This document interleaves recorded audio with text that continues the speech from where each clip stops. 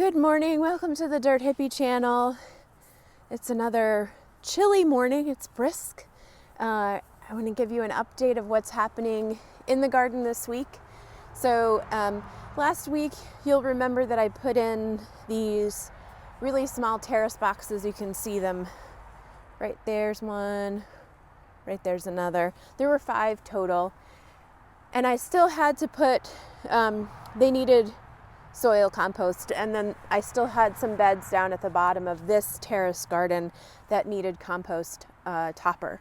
So everything has been topped with compost. I got my truck running and went over and got a scoop of compost. And so everything in the terrace bed is ready for planting. It's been topped off. It looks awesome. Just kind of waiting for some warmer temperatures.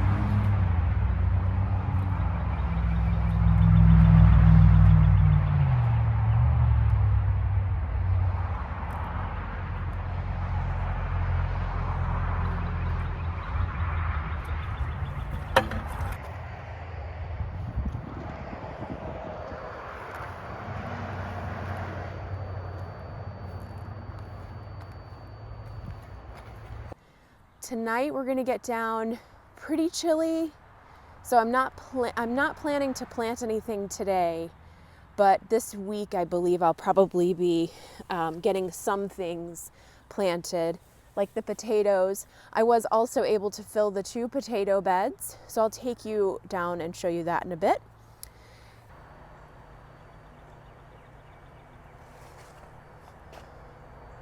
And then at the bottom of this garden, you might remember in front there was a really long, skinny, not skinny, but a long bed that ran along the whole front of the fence, and that was going to be for strawberries.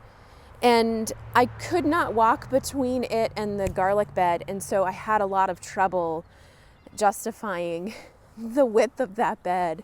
And I decided to pull the wood frame of that bed, and that I will just outline a smaller, skinnier space with rocks to create a strawberry and flower and whatever kind of patch. I'll just throw things in there that that I can't fit in these beds and that will do fine outside of the fence.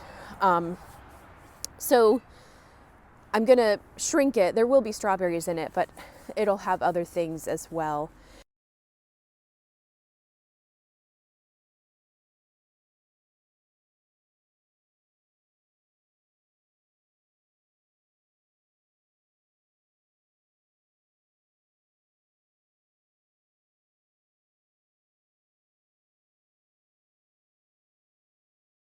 And I've decided that the bed that had my hydrangea last year and other things like heuchera and some more shade tolerant kind of things, that's actually going to become the strawberry bed. It does get sun, so it will get some sunlight. It's just not an extraordinarily sunny bed like these are.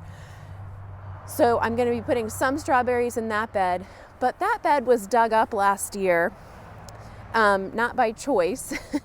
We needed to replace our septic line. So I lost all of the plants in about 2/3 of the bed. So that's why I'm going to use it for strawberries. The things are already gone in there, so it's no big deal. Although my lupins seem to be popping up as per usual. They did not die. They just seem to be fine with being dug up. So, and I didn't replant anything. I didn't try to save anything because it wasn't critical. and I didn't have anywhere to put that stuff anyway. So it was fine. I lost it, and it's no big deal. I'm really happy to use that as a strawberry and whatever bed.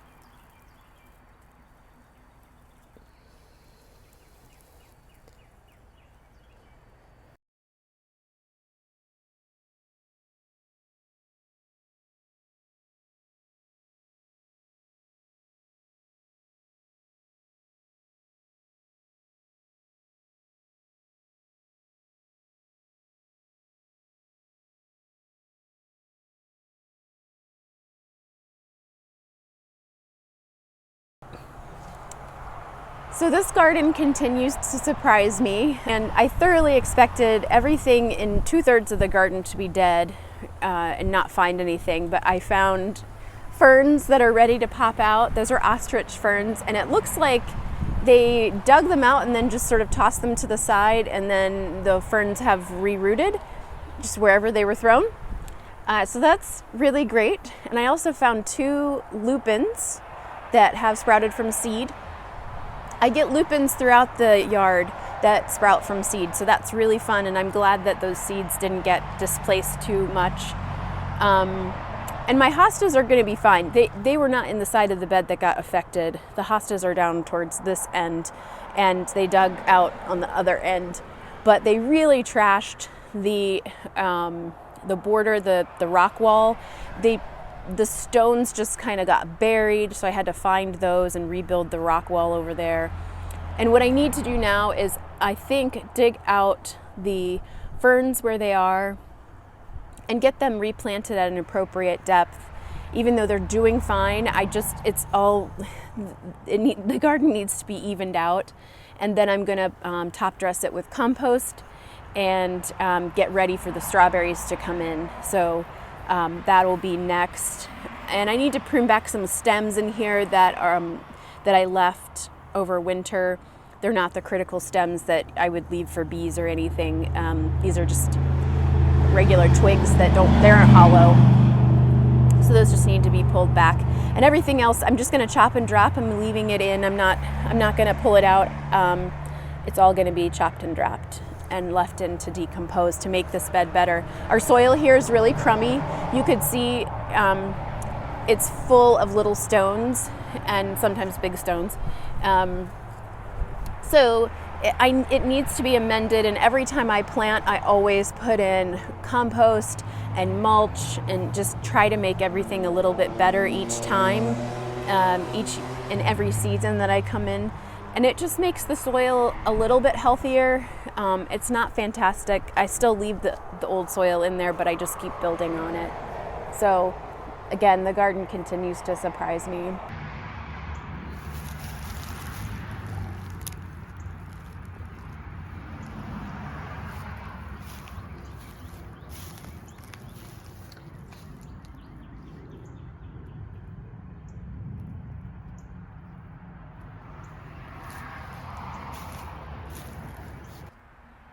It looks like this week we're starting to get temperatures in the 40s at night, which is fine. It looks like we're gonna drop into the 30s tonight, and it's a little bit chilly.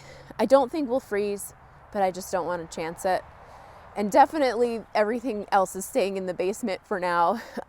If it gets warmer later today, I might take the plants for a walk. That's what I call it when I'm trying to harden them off, but it sort of depends on the temperatures. I believe some of my tomatoes got wind burnt last time I did it. It's fine. They'll be fine. They'll recover. They just look ugly.